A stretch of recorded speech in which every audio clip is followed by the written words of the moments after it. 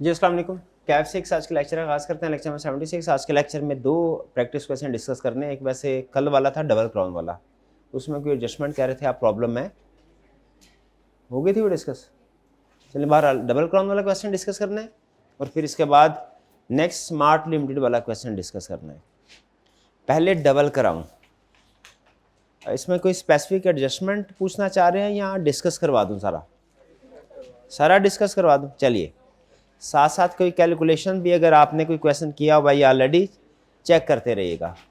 सबसे पहले हमने क्या देखना है, रिक्वायरमेंट। कह रहा है prepare budget for material purchases, direct wages and overhead. यानी हमसे सिर्फ कॉस्ट ऑफ सेल्स का बजट पूछ रहा है और पूरे प्रॉफिट एंड लॉस का बजट नहीं पूछ रहा। और किस मंथ का पूछ रहा है? जून का। पूछ जून मंथ का रहा है, क्या हम कॉलम सिर्फ जून का बनाएंगे? नहीं, कॉलम हम मई जून जुलाई अगस्त सबका बनाएंगे। क्यों? क्योंकि इनकी वर्किंग जो है उसमें प्रेजेंट करनी होगी, वरना अलग से वर्किंग हमारे लिए बड़ा मुश्किल हो जाएगा। तो फॉर्मेट में हमने सारे कॉलम ही ड्रॉ करने, चाहे वो इररेलेवेंट क्यों ना हो, वो हमारी वर्किंग समझे जाएंगे। जो इररेलेवेंट होगी चीज़ें क्या समझे जाएंगे? वर्किंग समझी जाएगी। जैसे जब कैश बजट पूछता है तो क्या हम प्रॉफिट एंड लॉस बजट भी बनाते हैं? वर्किंग के तौर पे बनाते हैं। क्यों बनाते हैं वर्किंग के तौर पे? ताकि कैश बजट में जो इनकम या एक्सपेंस है वो हमें अलग से कैलकुलेट ना करना पड़े, ऑलरेडी हमने वर्किंग में कैलकुलेट किया हो। ऐसा ही है ना, पूछता कैश बजट है, बनाते हैं हम प्रॉफिट एंड लॉस भी है, बल्कि पहले प्रॉफिट एंड लॉस बजट बनाते हैं। क्यों बनाते हैं? वो वर्किंग के तौर पे यूज होगा कैश बजट में। तो यहाँ पे भी पूछा उसने सिर्फ जून के महीने का बजट है, हम बना सारे मंथ का रहे हैं। क्यों? क्यों? वर्किंग के तौर पे। Double Crown Limited is engaged in the manufacturing of products Z. Sales projection according to DCL business plan for the year ending 31st December 2017 are as follows. यानी जिस पीरियड का बजट बनवा रहा है उस पीरियड की सेल्स उसने automatically calculate कर दी है। ये तो बड़ा आसान हो गया, वरना तो हमें सेल्स खुद से कैलकुलेट करनी होती थी। ऐसा है ना, समटाइम सेल्स खुद कैलकुलेट, वो सेल्स मिक्स दे दिया करता था, कैश सेल अलग है, क्रेडिट सेल अलग है, कभी डिफरेंट प्रोडक्ट्स होती थी, एक किसी और रेट पे जा रही है, दूसरी किसी और रेट पे जा रही है। तो इसने अच्छी बात की, उसने हमें ये सेल्स खुद से दे दी। 60 million, 55, 70, 68। Additional information, goods are sold at a gross margin of 40% on sales. इसका मतलब क्या हुआ? सेल्स से कॉस्ट ऑफ सेल्स कैसे कैलकुलेट होगी? सेल्स को मल्टीप्लाई कर देंगे या डिवाइड करेंगे? मल्टीप्लाई करेंगे। किससे? 60% यानी 0.6 से। तो हर महीने की कॉस्ट ऑफ सेल्स कैलकुलेट हो जाएगी। जरा कैलकुलेट कीजिए जल्दी से, साथ साथ चलें, करें, हाथ हिलाएं, साथ साथ फटाफट कैलकुलेट करें। सेल्स है, अगर ऑलरेडी आपने क्वेश्चन किया हुआ है तो क्वेश्चन सामने रखें, फिगर्स को मैच करते जाएं। 60 का मल्टीप्लाई करें 6, दरमियान में ये रेशो चेंज तो नहीं हुई? पूरा पीरियड में 40% ही रही है, चेंज तो नहीं हुई दरमियान में। एक क्वेश्चन में आपको पता है वो चेंज हो गई थी। हाँ जी, वो क्या था? वो 10% उसने सेल प्राइस बढ़ा दी थी। जब 10% सेल प्राइस बढ़ा दें और कॉस्ट ऑफ सेल्स में चेंज ना हो तो फिर जीपी रेशो चेंज हो जाए। पढ़ा था कि नहीं पढ़ा था? क्या पढ़ा था हमने? क्या पढ़ा था हमने? कि अगर sale price mid of the period change हो जाए लेकिन कॉस्ट चेंज ना हो तो जीपी रेशो चेंज। इसमें चेंज तो नहीं हुई? ओके, चले तो ये करें मल्टीप्लाई, देखें हर साल की कॉस्ट ऑफ सेल्स आती है। आगे कॉस्ट ऑफ सेल्स टिक कर दे जहां पे आप आगे। फिर कह रहा है ratio of direct material wages and overhead is 6:3:1। कह रहा है मटेरियल कंज्यूम्ड, लेबर और ओवरहेड 6:3:1 है। यानी मटेरियल कंज्यूम कितना होगा? 6/10। लेबर कितना होगा? 3/10। ओवरहेड कितने होंगे? 1/10। लेकिन किसका? मैन्युफैक्चरिंग कॉस्ट का। मैन्युफैक्चरिंग का, असल में ये मैन्युफैक्चरिंग कॉस्ट की डिस्ट्रीब्यूशन होती है, लेकिन चूंकि वो वर्क इन प्रोसेस की एडजस्टमेंट अमूमी तौर पर नहीं पूछता, तो जो कॉस्ट ऑफ गुड्स मैन्युफैक्चर्ड होता है वो ही मैन्युफैक्चरिंग कॉस्ट होती है। तो हम मैन्युफैक्चरिंग कॉस्ट को फिर रेशियो में डिस्ट्रीब्यूट करते हैं। वरना असल में ये जो उसने बताई हुई एलोकेशन किसकी है? मैन्युफैक्चरिंग कॉस्ट की। तो इसका मतलब हमें रिवर्स ऑर्डर में पहले मैन्युफैक्चरिंग कॉस्ट को कैलकुलेट करना पड़ेगा और फिर उसके बाद हम ये एलोकेशन करेंगे। डायरेक्ट एलोकेशन नहीं करेंगे कॉस्ट ऑफ सेल्स की। Normal losses 5% of the units complete, ignore. क्यों? क्योंकि normal loss cost of sales का पार्ट होता है। जब हम सेल्स से कॉस्ट ऑफ सेल्स कैलकुलेट करेंगे उसमें ये नॉर्मल लॉस ऑलरेडी इंक्लूडेड होगा कि अलग से करना है। क्या नॉर्मल आपने पढ़ा हुआ है, normal loss cost of sales का हिस्सा होता है? ऐसे क्या पढ़ा रूल आपने नॉर्मल लॉस का कॉस्ट अकाउंटिंग में? कोई रूल पढ़ा है कि नहीं पढ़ा? क्या पढ़ा है रूल? क्या सिखाया था? नॉर्मल लॉस का क्या करना है?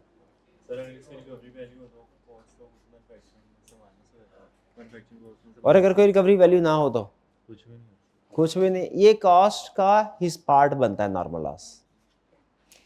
तो इसमें चूंकि जो हम कॉस्ट कैलकुलेट करेंगे वो बैलेंसिंग फिगर के तौर पे कर रहे हैं, फार्मूला के जरिए से कर रहे हैं, तो उसमें ऑटोमेटिकली ये शामिल होगा।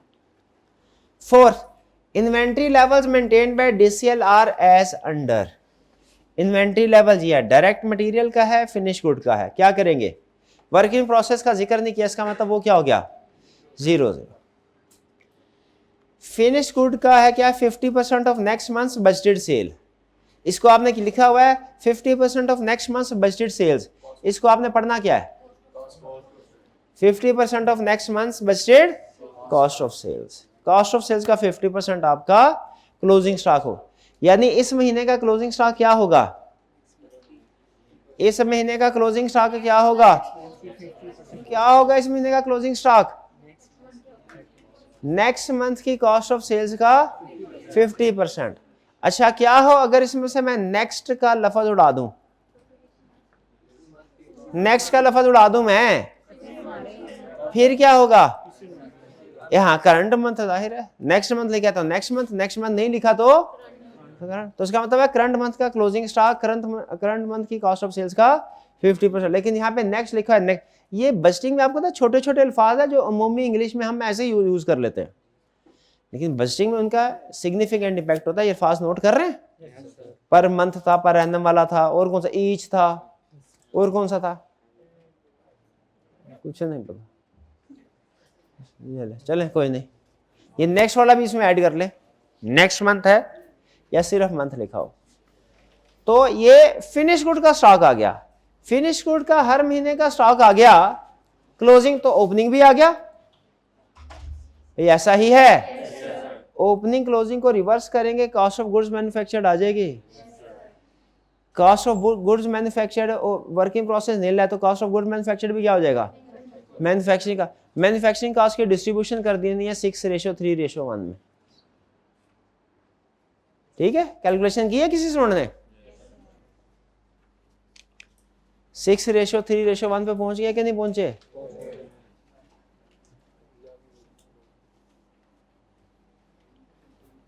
चलिए, तो ये हो गया हमारे पास मटेरियल, लेबर और ओवरहेड्स।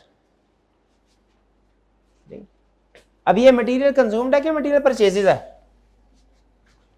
रेशो से जो हमारे पास मटेरियल आया 3/10, मटेरियल कंज्यूम्ड है या मटेरियल परचेजेज है?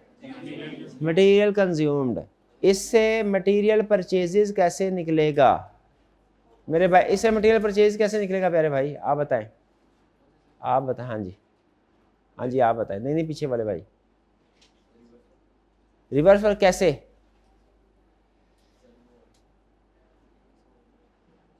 मटेरियल कंज्यूम से मटेरियल परचेजेस की फिगर कैसे कैलकुलेट होगी?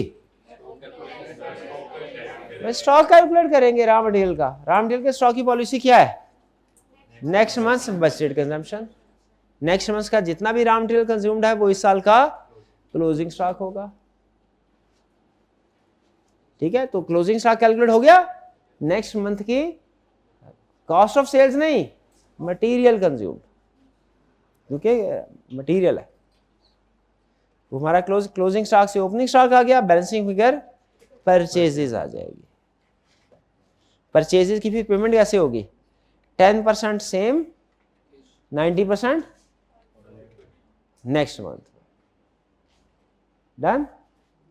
इसमें जो प्रॉब्लम आएगी ना, प्रॉब्लम ये आएगी कि बाकी महीनों का तो आप कर लेंगे, लेकिन ये जो महीना है ना मई का,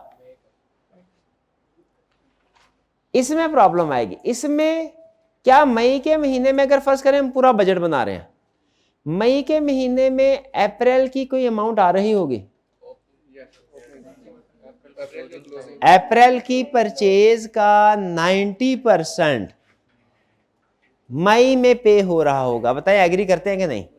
कह रहे 10% of all purchases are in cash remaining purchases are made in the following month. इसका मतलब है अगर मई से लेके अगस्त तक का हम फर्ज करें बजट बना रहे हैं, तो अप्रैल की कोई ट्रांजैक्शन का इफेक्ट मई में आएगा? अप्रैल की परचेजेस का मई क्या इफेक्ट आएगा? अप्रैल की जो टोटल परचेजेस होंगी 90%। अब यहां पे $1,000,000 क्वेश्चन, अप्रैल की परचेजेस कैसे पता चलेंगी?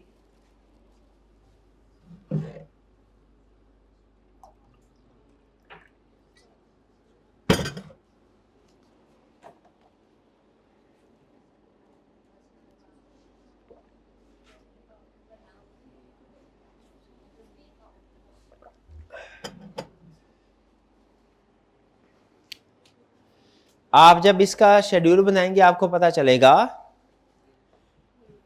कि चूंकि पूरे का पूरा ही इस मंथ का क्लोजिंग नेक्स्ट मंथ की कंजम्पशन है, नेक्स्ट मंथ की तो एक आपको ट्रेंड नजर आएगा। वो ट्रेंड क्या नजर आएगा जी? जो क्लोजिंग है वो ही परचेजेस है, ये ट्रेंड नजर आएगा। बना के देखिएगा। कितने स्टूडेंट ने क्वेश्चन किया है कंप्लीट? तो देखें क्या ये ऐसा ट्रेंड बन रहा है? क्लोजिंग ही परचेजेस है, क्लोजिंग ही परचेजेस है। हाँ जी बिल्कुल। तो जो प्रीवियस मंथ का क्लोजिंग है वही प्रीवियस मंथ की परचेज है, और प्रीवियस मंथ का क्लोजिंग क्या है? जो इस साल का ओपनिंग। ठीक है, बहरहाल परचेजेस तक कैलकुलेशन हो गई। मई का ओपनिंग कैलकुलेट कर दें। ओके, मई के महीने की सेल है 60, इसकी कॉस्ट ऑफ सेल्स कितनी होगी जी? 36 है। जो अब रिवर्स ऑर्डर करके आप मटेरियल कंज्यूम्ड कैलकुलेट कर लेंगे। मटेरियल कंज्यूम्ड कितना है? मई का मटेरियल कंज्यूम्ड कितना है? 20.7। ये जो मई का मटेरियल कंज्यूम्ड है ये अप्रैल का क्लोजिंग स्टॉक है कि नहीं? ठीक है, अब वो जो क्लोजिंग स्टॉक है वो इस साल का ओपनिंग भी बन जाएगा, परचेज भी आ जाएगी, उसकी फिर एलोकेशन कर देंगे। डन। अगर आप कहें तो मैं पूरा क्वेश्चन करवा देता हूं, फिर वो स्मार्ट वाला नहीं हो सकेगा आज के। क्लियर है, समझ आ रहा है? हाँ ये आसान है, ये वाला क्वेश्चन निस्बतन आसान है। नेक्स्ट इसके बाद क्या है? डायरेक्ट वेजेस इंक्लूड, ये तो आपको कल बता दिया था ना 5%। और सिंपल क्या करना है आपने, जो वेजेस है वो असल में 100% नहीं है, 105% है। उसमें 95% सेम मंथ में आपने एम्प्लॉय को पे करना है, और 10% जो 105 का 10% यानी 10 डिवाइड बाय 105 वो नेक्स्ट मंथ में पे होगा। और ओवरहेड में से डेप्रिसिएशन लेस करनी है, सिंपल जी। कोई प्रॉब्लम इसमें? चले इस क्वेश्चन को दोबारा एक दफा खुद से कीजिएगा। अब जो हम क्वेश्चन अटेम्प्ट करने जा रहे हैं बहुत अच्छा कंप्रीहेंसिव किस्म का क्वेश्चन है, ये भी अच्छा क्वेश्चन है। स्टार्ट करते हैं, तैयार है जी? सबसे पहले हमने देखना है रिक्वायरमेंट को। Prepare month wise cash budget, बता दिया month wise for the quarter ending December 31, 2009। अगर मंथ वाइज ना लिखता, सिर्फ ये लिखता फॉर द क्वार्टर एंडिंग, तो शायद हम कंफ्यूज हो जाते कि क्या हमें सारे क्वार्टर की एक ही दफा कैलकुलेशन करनी है या हर मंथ की अलग अलग करनी है। हम कंफ्यूज हो जाते। ठीक है, तो यहां पे लेकिन उसने हमें क्लैरिफाई कर दिया, कंफ्यूजन से बचा दिया कि क्या करना है हमने, मंथ वाइज कैलकुलेशन। ठीक है, लेकिन अगर कहीं पे क्वार्टर वो पूछे मंथ वाइज मेंशन ना करे तो फिर इसका मतलब आप सारे क्वार्टर की सिंगल कैलकुलेशन कर सकते हैं। और फिर prepare budget profit and loss statement for the quarter ending December 31, 2009। कह रहा है बजट प्रॉफिट लॉस भी बनाना आपने। ठीक है जी, तो स्टार्ट करते हैं। Smart Limited has prepared a forecast for the quarter ending December 31st 2009 which is based on the following projection. December 31st 2009 का उसने forecast बनाया. December 31st 2009 का ही हमने बजट बनाना है ना, नीचे उसने यही पूछा है. Sales for the period October 2009 to January 2010 has been projected as अक्टूबर, नवंबर, दिसंबर, जनवरी. मुझे बताइए क्या उसने क्वार्टर का पूछा है, वो तो दिसंबर में खत्म हो सकता है. जनवरी की हमें अमाउंट्स मेंशन करनी चाहिए कि नहीं? करनी चाहिए. क्यों करनी चाहिए?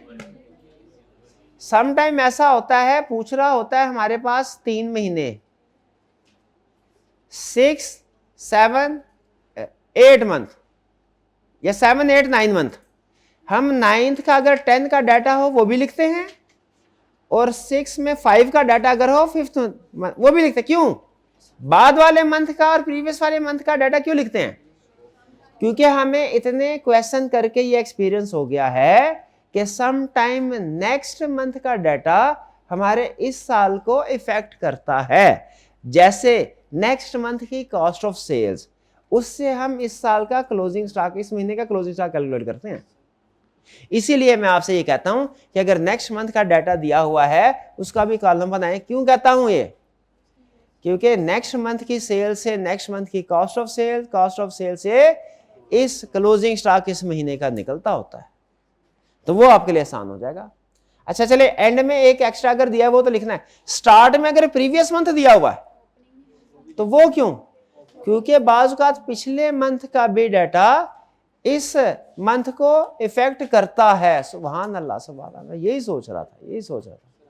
अभी एक गलती हो गई, बच्चे हंसते हंसते रुक गए. चलिए, तो क्या नहीं किया?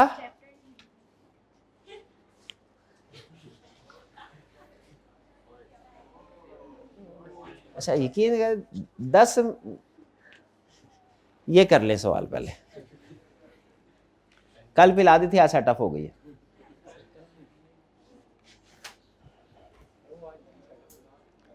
हाँ, तो हम डिस्कशन क्या कर रहे थे कि क्यों जब उसने 3 महीनों का डाटा पूछा हुआ है तो 1 महीना बाद और 1 महीना पहले वाला अगर इंफॉर्मेशन क्यों इंक्लूड करें?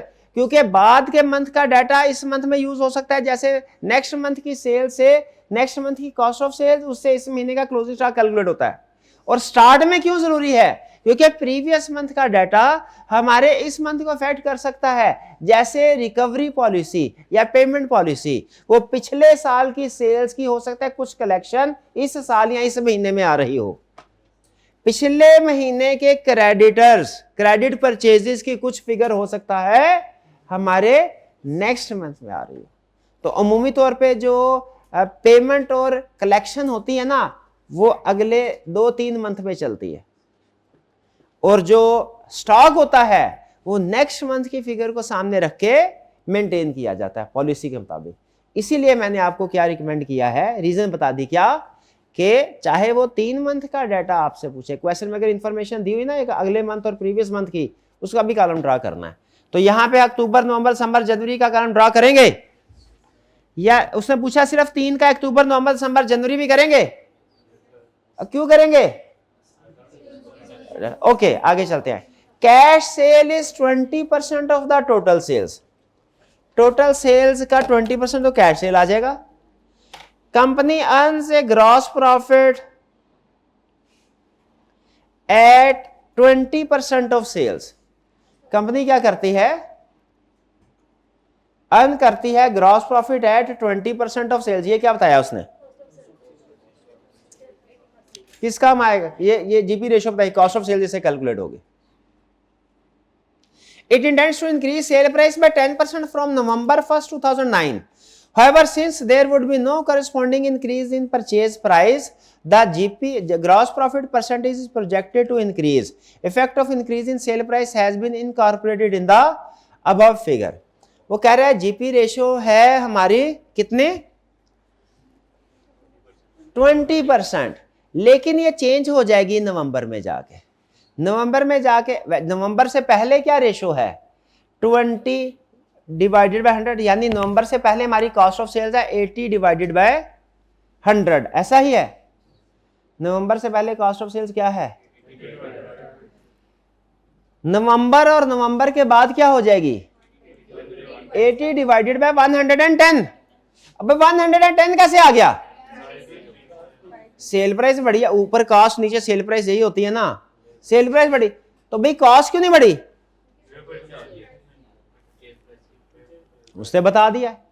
यहां से लेके यहां तक जितनी भी कहानी उसने बताई है उसका मकसद एक ही है। अक्टूबर में सेल से कॉस्ट ऑफ सेल्स कैलकुलेट करने के लिए यूज करो 80/100। नवंबर से ऑनवर्ड सेल से कॉस्ट ऑफ सेल्स कैलकुलेट करने के लिए यूज करो 80/110। 80/110 की साइंस समझ आई कि नहीं आई? समझ आ गई? क्यों?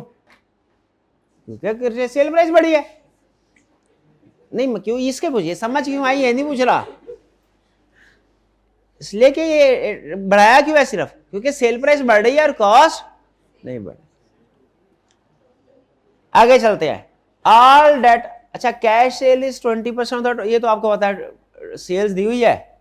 जब बजट बनाएंगे इसका 20% आ जाएगी क्या? कैश, और बाकी 80% क्या होगी? क्रेडिट सेल होगी। कह रहे all debtors are allowed 45 days credit are expected to settle promptly. यानी जब 45 डेज पूरे, प्रॉम्प्टली का मतलब ये नहीं है 45 डेज क्रेडिट दिया तो उसने अभी पेमेंट कर गया, ऐसा कोई नहीं है। 45 डेज का मतलब 45 डेज पूरे हो गए पेमेंट, यानी दूसरे लफ्जों में कह रहा है बैड डेट कोई नहीं है। दूसरे लफ्जों में क्या कह रहा है?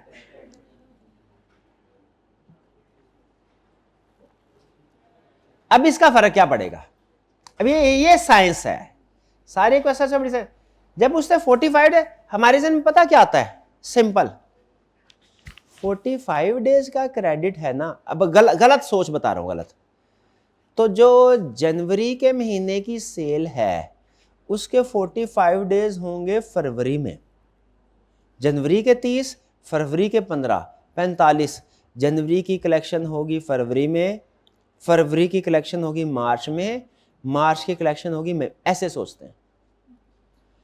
हालांकि जब कभी क्रेडिट पीरियड 30 के मल्टीपल्स में ना हो, 15 के मल्टीपल्स में, तो आपने हर महीने की सेल के 2 हिस्से। आपने ऐसे नहीं सोचना पूरे महीने की सेल हुई उसके बाद पूरे महीने की सेल कब कलेक्ट होगी, नहीं। असल में हो क्या रहा है भला? हो ये रहा है कि जो जनवरी का महीना है हर महीने के 2 हिस्से कर दिए, फर्स्ट हाफ, सेकेंड हाफ, 1 से 15 तक, 16 से 30 तक। जनवरी 45 दिन का मतलब समझे? 45 डेज का यह मतलब नहीं है कि जनवरी के महीने की सारी सेल है वो फरवरी में कलेक्ट हो जाएगी, या कुछ जनवरी के महीने की सारी सेल मार्च में कलेक्ट हो जाएगी, यह मतलब नहीं है। 45 डेज का मतलब क्या है? जनवरी की सेल के 2 हिस्से करो, डिवाइडेड बाय 2 करो। जो फर्स्ट हाफ की पहले 15 दिन की सेल है इसके 45 दिन पूरे होंगे फरवरी के सेकेंड हाफ में। 1 जनवरी की जो सेल है इसके 45 दिन कब पूरे होंगे? 16 फरवरी को। 5 जनवरी की सेल के 45 दिन कब पूरे होंगे? 20 फरवरी को। समझ रहे हैं? 10 जनवरी की सेल के 45 डेज कब पूरे होंगे? 25 फरवरी को। इसका मतलब फर्स्ट हाफ ऑफ जनवरी की कलेक्शन होगी सेकेंड हाफ ऑफ फरवरी में, और सेकेंड हाफ ऑफ जनवरी की कलेक्शन कब होगी? फर्स्ट हाफ ऑफ फरवरी की कलेक्शन कब होगी? सेकेंड हाफ ऑफ फरवरी की कलेक्शन कब होगी? समझ आई बात? तो इसका मतलब ये हुआ सिंपली जब 45 डेज क्रेडिट होगा आपने क्या करना है? सेल्स को 2 से डिवाइड कर दो भैया। सेल्स को, सेल्स ही है ना कि परचेजेज है? डेटर्स है, क्रेडिट सेल। आपने क्या करना है? क्रेडिट सेल को 2 से डिवाइड कर देना है, और फिर क्या करना है? एक आधा नेक्स्ट मंथ में और दूसरा आधा उससे अगले मंथ में। जनवरी की सेल के क्रेडिट सेल के दो हिस्से कर देंगे, एक आधा अगले महीने और दूसरा आधा उससे भी अगले महीने। इसका मतलब ये हुआ, अगर मैं सिंप्लीफाई करूं, एक तरीका इसका सोचने का ये है, टोटल सेल में से 20% अलग कर दो, वो कैश सेल इसी महीने आ गया, बाकी क्रेडिट सेल है उसका आधा आधा करो, आधा फरवरी में हो जाएगा, आधा मार्च। एक सोचने का तरीका ये है। एक सिंप्लीफाइड सोचने का तरीका भी है, क्या आपके टोटल सेल है उसके 3 हिस्से हो, 20 40 40, 20 सेम मंथ में, 40 नेक्स्ट मंथ में, 40 उससे नेक्स्ट मंथ में। बताए ये समझ आया कि नहीं? नहीं समझ आया? फिर से बताएं। इसमें टोटल सेल को मैंने इकट्ठा ब्रेक कैसे, क्यों? इसमें टोटल सेल में 20 क्या रिप्रेजेंट कर रहा है और ये 40 40 क्या है? क्रेडिट सेल के दो हिस्से किए बराबर। इसको 50-50 तो नहीं लिख देंगे? 50-50 क्यों नहीं लिखा? क्योंकि ये हम क्रेडिट सेल को नहीं तोड़ रहे, हम टोटल सेल में से क्रेडिट सेल लिखा है। ये अगर आप 20-40-40 तो ये कैलकुलेशन आसान हो जाएगी, आपको 2 स्टेप्स की बजाय एक स्टेप में कैलकुलेशन कर। तो मैं 20-40-40 को यूज कर लूं, कोई प्रॉब्लम के 20-40-40 कैसे आया है? अगर आपको इसमें प्रॉब्लम है तो टोटल सेल का 20% अलग कर लें, कैश सेल आ जाएगा सेम मंथ में, बाकी क्रेडिट सेल के दो हिस्से करके वैसे कर ले, मुझे उसमें भी कोई इतराज नहीं। नहीं 40 डेज नहीं देगा। हाँ, जब 40 डेज देगा ना तो फिर वो आपको वर्किंग कैपिटल के जरिए से कैलकुलेशन करवाएगा, फिर ये इस तरीके से कैलकुलेशन नहीं करवाएगा। एक चीज ध्यान में रखिएगा, वो इंफॉर्मेशन अगर चेंज करेगा ना एक इंफॉर्मेशन, तो फिर उसके मुताबिक दूसरी इंफॉर्मेशन देगा कैलकुलेट करने के लिए जरूरी हो। भैया 45 डेज क्रेडिट समझ आ गया कि नहीं आया? तो मुझे जरा रेशो बना के दीजिए, अगर यही वो कहता 75 डेज है क्रेडिट पीरियड, रेशो बना के दे, ये जो मैंने आपको 20-40-40 बनाई है ये,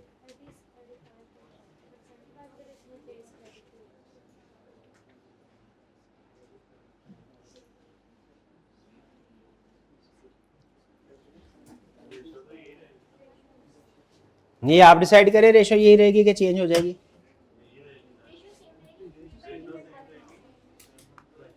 रेशो सेम रहेगी, दरमियान में सिर्फ एक महीने का गैप आ जाएगा। ये 20-40-40 नहीं होगा, ये होगा 20-0-40-40 कि 75 डेज में होगा, तो वही 75 डेज है ना, तोड़ना तो पड़ेगा आधा आधा, क्योंकि जनवरी के महीने की क्रेडिट सेल की कलेक्शन, जनवरी के फर्स्ट हाफ की क्रेडिट सेल की कलेक्शन कब हो रही होगी 75 डेज के केस में? मार्च के, फरवरी में नहीं होगी। समझ रहे कि नहीं?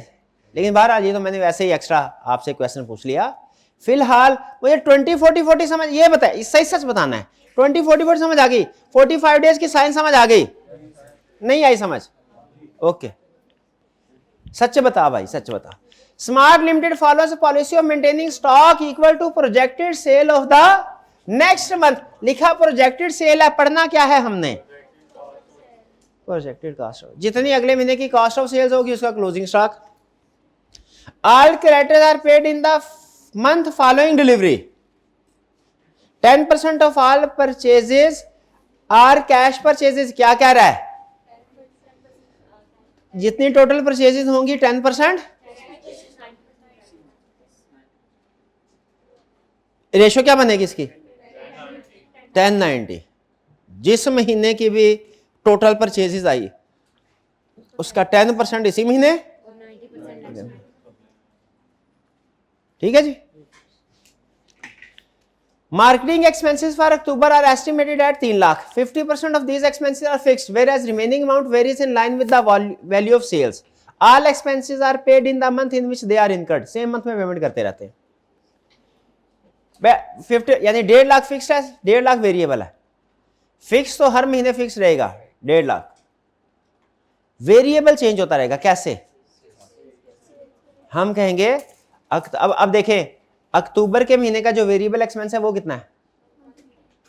नवंबर के महीने का वेरिएबल एक्सपेंस कितना होगा?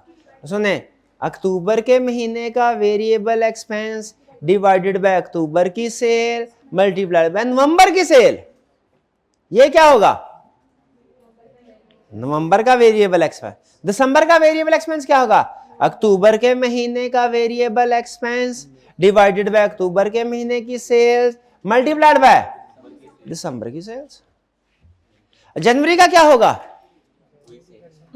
क्या सेम? इसको जो अक्टूबर का एक्सपेंस डिवाइडेड बाय अक्टूबर की सेल मल्टीप्लाई बाय दिसंबर। बिल्कुल। और जो शार्प स्टूडेंट होंगे ना, उनको जब पता चलेगा ना कि हर महीने हम अक्टूबर की फिगर्स को यूज करना है क्योंकि बेस वो बनाया है, कैलकुलेटर में सिर्फ वो करेंगे ये चीज शाबाश सेव कर लेंगे परसेंटेज को कैलकुलेटर में। भाई ये समझ आया कैसे करना है? फिफ्थ आगे 6 admin expenses paid for September were 2 lakh. Due to inflation these are expected to increase by 2% each month. क्या प्रॉब्लम है? सितंबर का 2 लाख है, अक्टूबर का कितना हो जाएगा? इंटू 1.02। नवंबर का कितना हो जाएगा? 1.02 का 1.02 पावर 2 आ जाएगी, और दिसंबर का पावर 3 आ जाएगी। हर महीने 2% से इंक्रीज हो रहा है।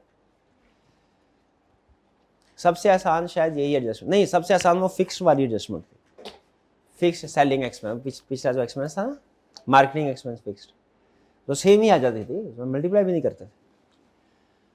On October 31 2009 office equipment having book value of rupees 5 lakh जो कि 40% ऑफ कॉस्ट है 1 अक्टूबर पे would be replaced at a cost of rupees 2 million after adjustment of trade in allowance of rupees 300,000 the balance would have to be paid in cash. याद है?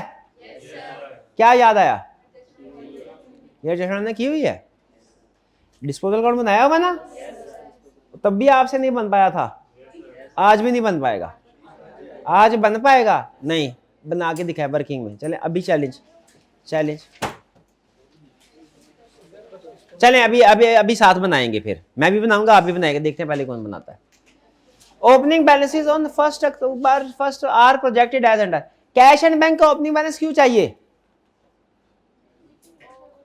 अक्टूबर का cash sheet में opening balance लिखेंगे, opening add receipts minus closing आ सकता है ना, और कभी कभी वो मार्कअप भी आता होता है।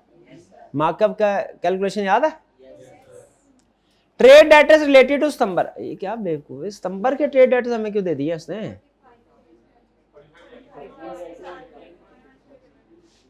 सितंबर के महीने का 20, सितंबर के महीने की जो सेल्स थी ना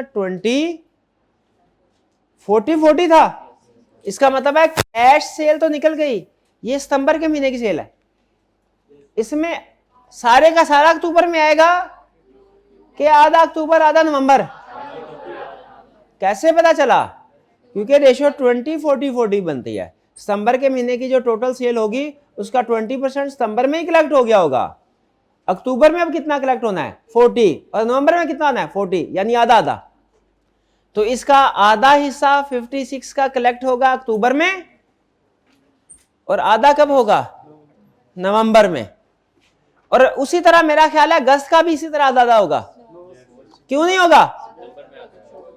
अगस्त का 20 अगस्त में कलेक्ट हो गया, अगस्त का 40 सितंबर में क्या कलेक्ट हो गया। हम तो अक्टूबर से शुरू कर रहे हैं, तो इसका मतलब है ये अगस्त का सिर्फ 40 है जो सारे का सारा अक्टूबर में आना है 3। समझ आ रही कि नहीं आ रही?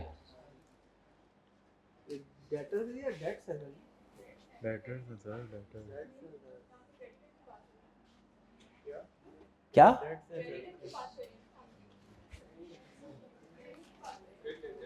नहीं, ट्रेड डेट्स है। ट्रेड डेट्स डेटर्स को नहीं बोलते, डेटर्स को बोलते, वो क्रेडिटर्स होते। नहीं, साबित करें क्यों नहीं? साबित करें क्यों नहीं? एक तो ट्रेड डेट्स है ना, डेट्स की इंटरप्रिटेशन के ऊपर इनका आर्गुमेंट आ गया। परचेजेस वैसे भी 10% सेम मंथ में होती है और अगले महीने 90% है। परचेजेस 2 महीनों पे जाती नहीं है। ये दो अगर परचेजेस होती तो ये अगस्त वाली फिगर होती ही ना, क्योंकि सितंबर में सारी सेटलमेंट हो चुकी होती। हम तो अक्टूबर में खड़े हैं, ये तो 1 अक्टूबर का बैलेंस है ना। तो ट्रेड डेट्स का मतलब है डेटर्स। ये आप काउंटिंग के टीचर से पूछ लीजिएगा चाहिए।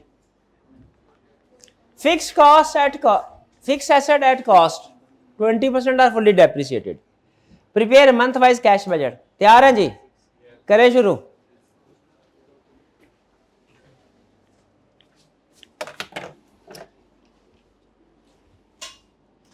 सेल्स क्या करना है? बनाएं सेल्स का बजट। सेल्स अक्टूबर की कितनी सेल है?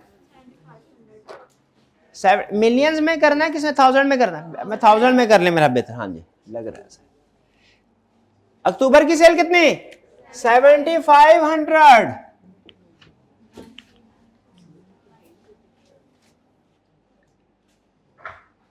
नवंबर की सेल कितनी? 9900। दिसंबर की 1089। जनवरी की 10890 है। और जनवरी की भाई उसने जनवरी पूछा ही नहीं, आप क्यों बनवा रहे हैं मेरे से? वर्किंग में यूज हो जाएगा। शाबाश। क्या कह रहा है? Cash sale 20% of total sales. इसको तो हम क्रेडिट रिकवरी के साथ इकट्ठे ही बनाएंगे। कैश रिकवरी और क्रेडिट रिकवरी का तो इकट्ठा ही डिस्कस करेंगे हम। कैश रिकवरी क्रेडिट रिकवरी को इकट्ठा ही डिस्कस करेंगे।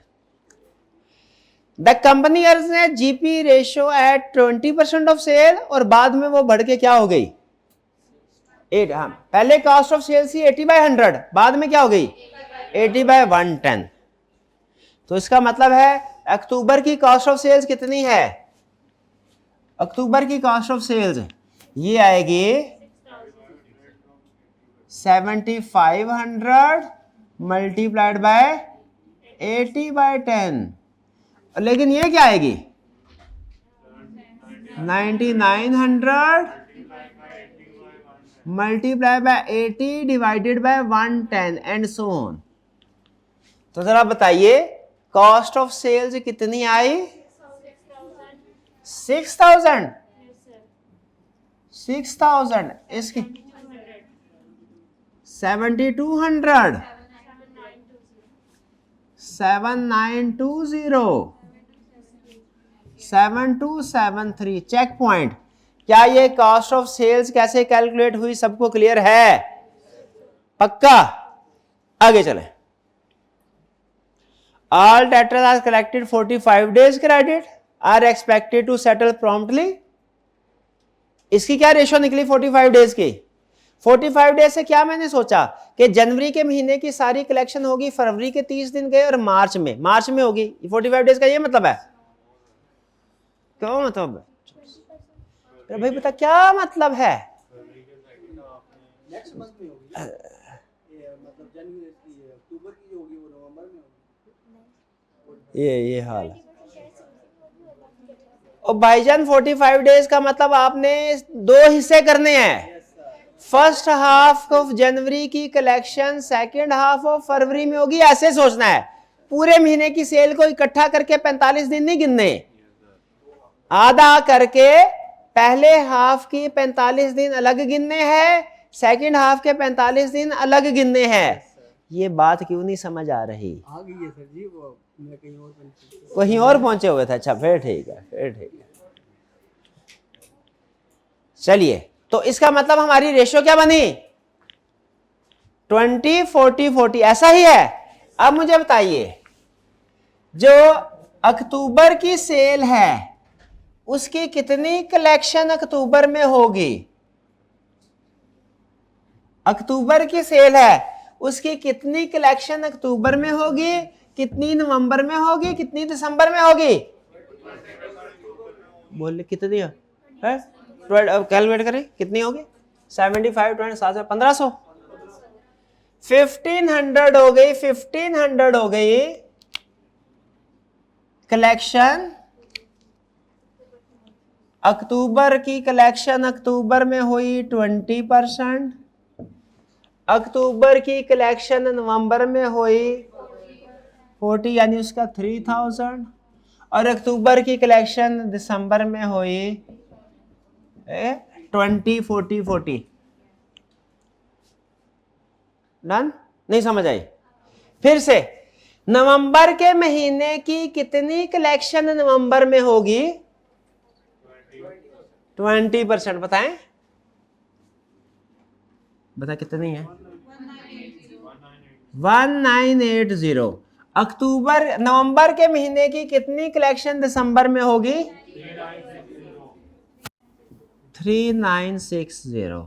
और अक्टूबर के महीने नवंबर के महीने की कितनी कलेक्शन, नवंबर के महीने की कितनी कलेक्शन जनवरी में होगी? 39। देखिए नवंबर की 20 30 30, ये अक्टूबर की 20 30 30। ओके, अक्टूबर की 20 40 40, नवंबर की ये जो है सेल इसका 20 40 40, दिसंबर की 20 40, दिसंबर के आगे लिख देंगे कितना है? 2178। ये क्या आ गया? 4356।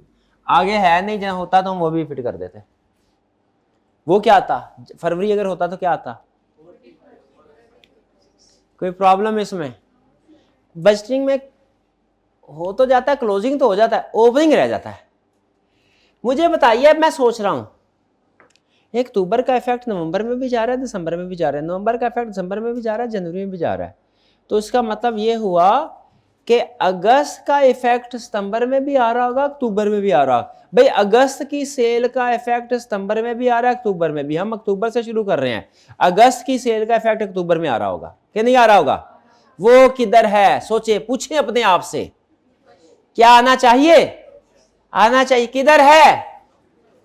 वो भी तो हमें लिखना है, वो किधर है?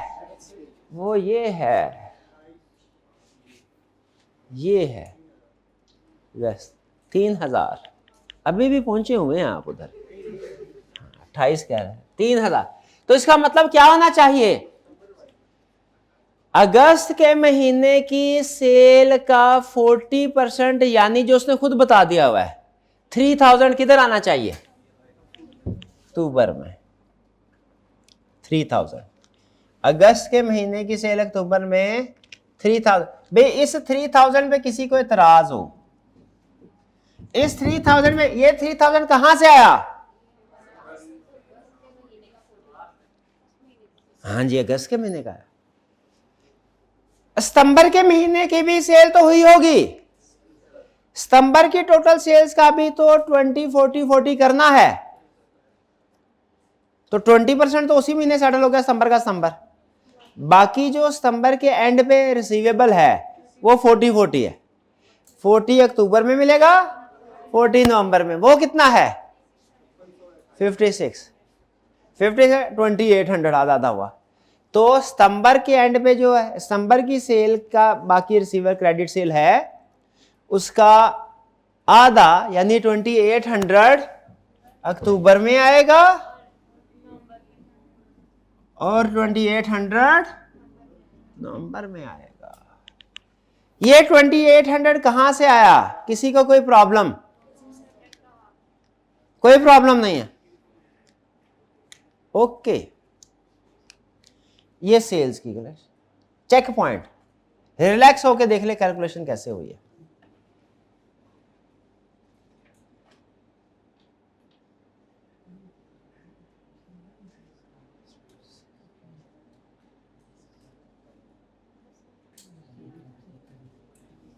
क्लियर? कोई प्रॉब्लम तो नहीं है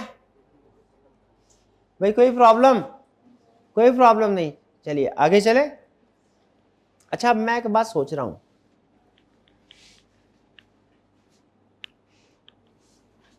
क्या मैं सितंबर की सेल्स कैलकुलेट कर अगस्त की सेल्स कैलकुलेट कर सकता हूं?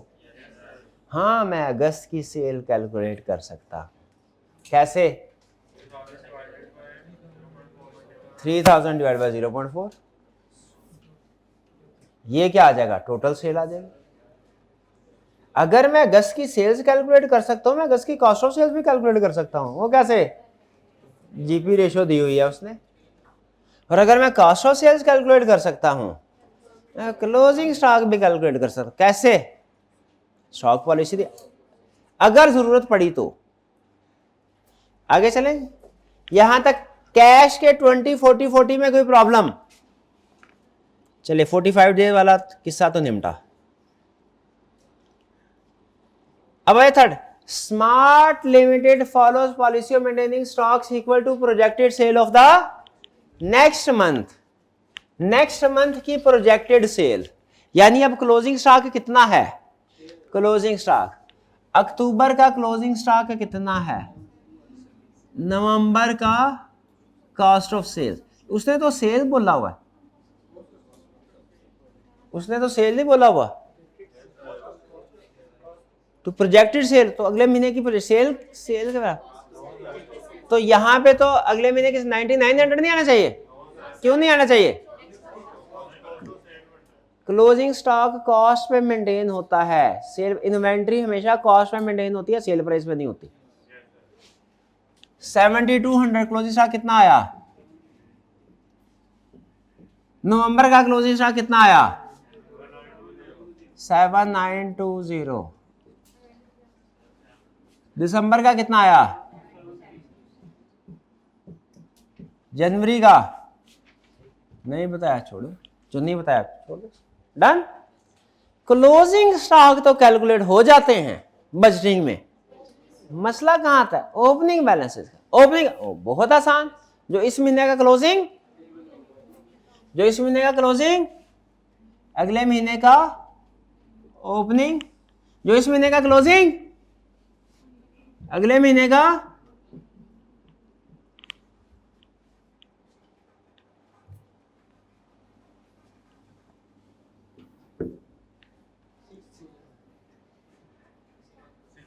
ओपनिंग बैलेंस कैसे कैलकुलेट होगा, इस महीने की कॉस्ट ऑफ सेल्स, इसका मतलब पिछले महीने का क्लोजिंग स्टॉक कितना है 6000, 6 ये हल्का सा ले, क्योंकि ये इसके बराबर होगा, ऐसे ही हो रहा है ना। तो ये 6000 क्लोजिंग अगले महीने का क्या हो जाएगा, बैलेंसिंग फिगर क्या होगी, बैलेंसिंग फिगर क्या है 7200 7920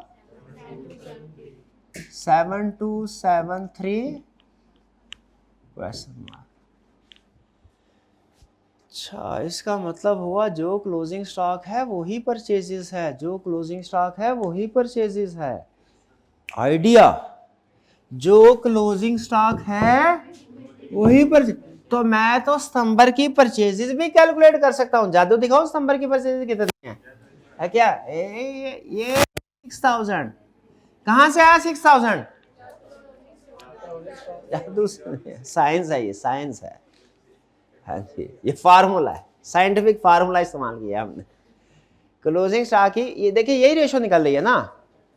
अच्छा, अगला सवाल ये नहीं था असल में कि सितंबर के महीने की परचेजेस क्या होगी, वो तो इतना आसान है कि कोई भी कर सकता है। सवाल ये है कि सितंबर के महीने की परचेजेस क्यों कैलकुलेट की। हाँ जी, क्योंकि सितंबर की परचेजेस हमारे अक्टूबर को इफेक्ट करेगी। क्यों इफेक्ट करेगी, 1090 की वजह से। 1090 का फार्मूला हमें बता रहा है कि एक महीने की परचेज 2 महीनों में जाती है, उस महीने में भी और अगले महीने में भी, इसलिए कैलकुलेट की। तो बताइए जरा, परचेजेस की पेमेंट निपटाते जाएं। चले फिर बताएं, सितंबर के महीने की परचेजेस अक्टूबर में पे होंगी कितने, 5400, 5400, शाबाश, ये आ गया 5400 सितंबर 5400 कैसे आया, परचेजेस का 90%, ब्रैकेट में चाहे लिख दे 6000 मल्टीप्लाई बाय 90%। अच्छा, और अक्टूबर की परचेज 10% सेम, 90% 64, ये परचेजेस का लेना है 720, 7200 का 10% इधर आ गया, 7200 का 90% इधर, ये कितना है 6480। नवंबर के महीने की परचेजेस का 10% सेम, 7 और 90% दिसंबर में आएगा। दिसंबर के महीने पर परचेजेस का 10% सेम और 90% 6545 लगभग बनेगा, 46 बनेगा, जितना भी है। कोई प्रॉब्लम इसमें? ये एलोकेशन समझ आ रही है ना? 10 90 20 40 40 ये डील कर लेंगे ना भाई। ये भी गया, बाकी क्या रह गया? बाकी छोटी मोटी एडजस्टमेंट है। Marketing expenses for October estimated 3 lakh, 50% fix है। मार्केटिंग एक्सपेंस कितने हैं जी? ये आगे फिक्स्ड, ये आगे वेरिएबल। कैसे कैलकुलेट होंगे जरा गौर से? है कितने अक्टूबर में? कितने हैं? 150 150 ऐसा ही है। फिक्स तो फिक्स ही रहेंगे, इन्फ्लेशन तो नहीं है इसकी।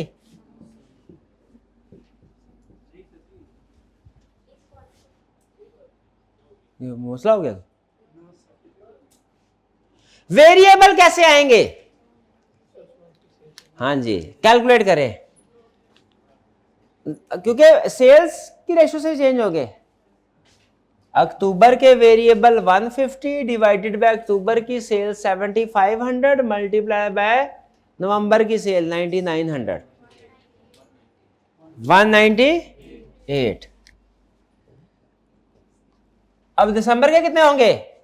अक्टूबर की सेल 150 डिवाइड, अक्टूबर के एक्सपेंसेस 150 डिवाइड बाय अक्टूबर की सेल 7500 मल्टीप्लाई दिसंबर की, क्योंकि उसने कहा वेरिएबल है और सेल के साथ मूव करेंगे। कितना है? 218। फिर जो भी अमाउंट हो, कितनी आती है? 200।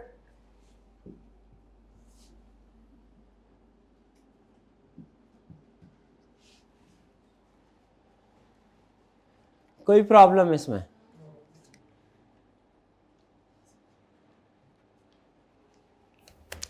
डेप्रिसिएशन, एडमिन एक्सपेंसेस आ गए। Admin expenses paid for September are 2 lakh. September due to inflation this expected to increase by 2% each है। तो सितंबर में 2 लाख थे, अक्टूबर में कितने होंगे? 200,000 इंटू 1.02 पावर 1 कितने आए? 204। और फिर 208 इंटू 1.02 208 212 216।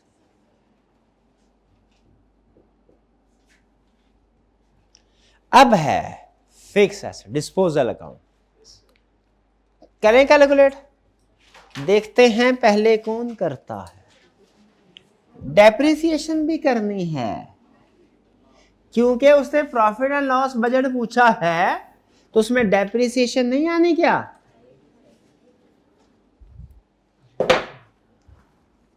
रफ सा शेड्यूल बनाते हैं ऊपर, इधर लिखते हैं category,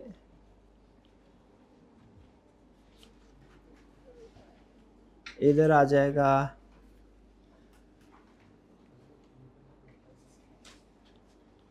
opening minus fully minus disposed, fully depreciated इधर आ गया, रफ सा कर रहा हूँ, डिस्पोज इधर आ गया, परचेज बाउट इधर आ गया,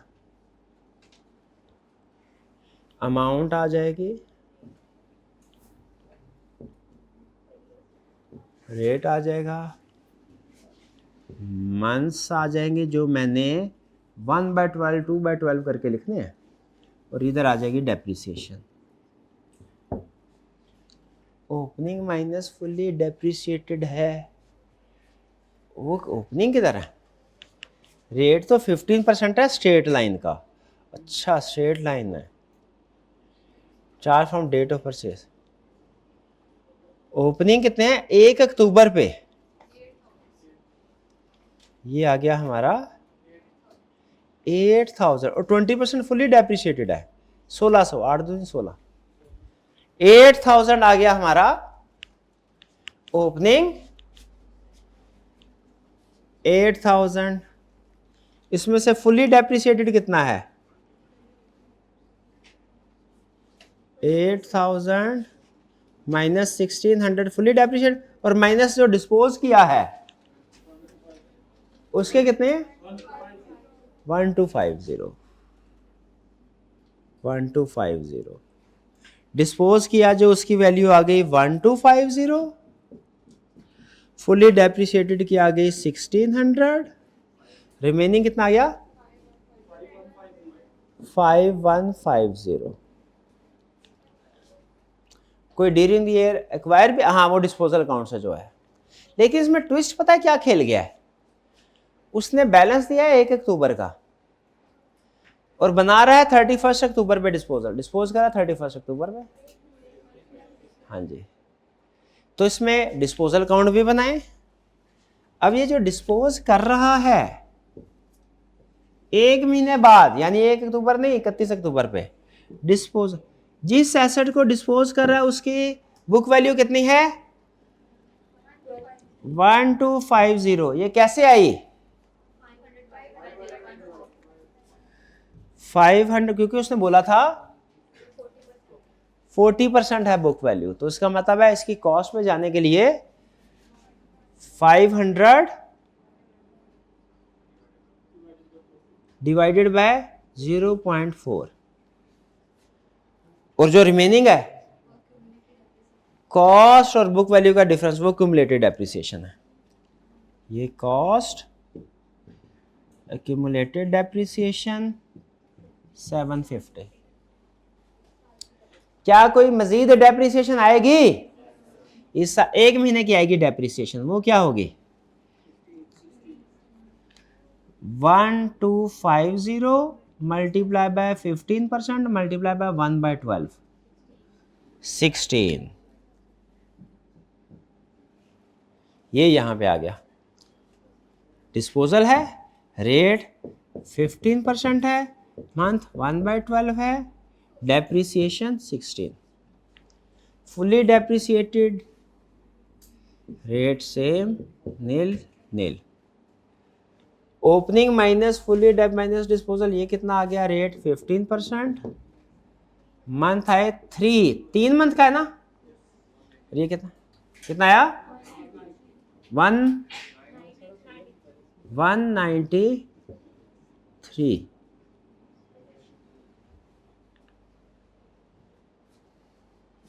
अच्छा अब डिस्पोजल अकाउंट पे आ जाए, क्या किया उसने, इसको एक्सचेंज किया है। एक्सचेंज किसका, will be replaced at a cost of rupees 2 million, ठीक है। Office equipment having book value of rupees 500,000 would be replaced कितनी कॉस्ट पे 2, ये 2 मिलियन क्या चीज है भला, नए एसेट की कॉस्ट, नया एसेट आया 2 मिलियन पे, तो इसका मतलब cost of new asset, cost ये ओल्ड एसेट की कॉस्ट है, ये न्यू की कॉस्ट है। न्यू की कॉस्ट कितनी है 2000, यहां पे न्यू एसेट 2000, रेट इसका भी 15%, कितने मंथ यूज हुआ है 2 मंथ्स, कितना आया 80 50 या 15 50, तो ये कितनी डेप्रिसिएशन हो गई 259। और इसमें कैश कितना पे किया है, न्यू एसेट एक्वायर किया, कैश कितना पे किया है, कह रहे हैं आपको ट्रेडिंग अलाउंस 300 मिला। ट्रेडिंग अलाउंस का मतलब क्या है, आपको डिस्काउंट मिला एसेट के बदले में, असल में डिस्काउंट नहीं है, आपके एसेट की वैल्यू है, पुराने एसेट की वैल्यू। तो नेट कैश कितना पे किया 2000 जो लिस्ट प्राइस थी माइनस 300 जो डिस्काउंट मिला पुराना एसेट देने का, 2000 माइनस 300, कैश पेड कितना हुआ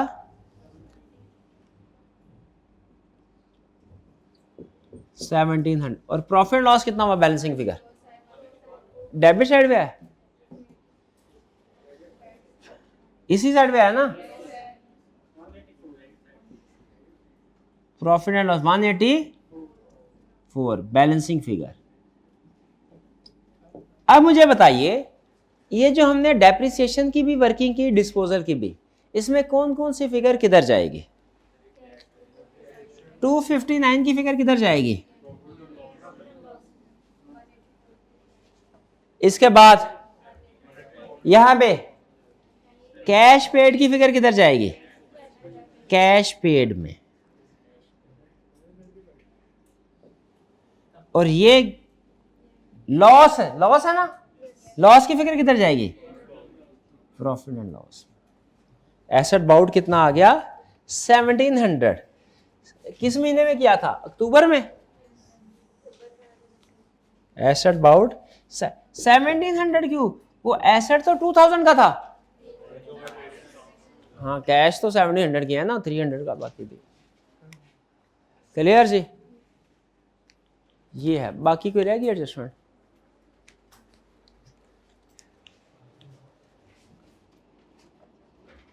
नहीं। बाकी कैश एंड बैंक है ओपनिंग 2500, ये यहां पे आ जाएगा 2500 ओपनिंग बैलेंस 2500। अब क्या करना है? सिंपल, ओपनिंग बैलेंस ऐड कर दे, ये लेस कर दे सारे, यहाँ क्लोजिंग बैलेंस आ जाए। और ये क्लोजिंग,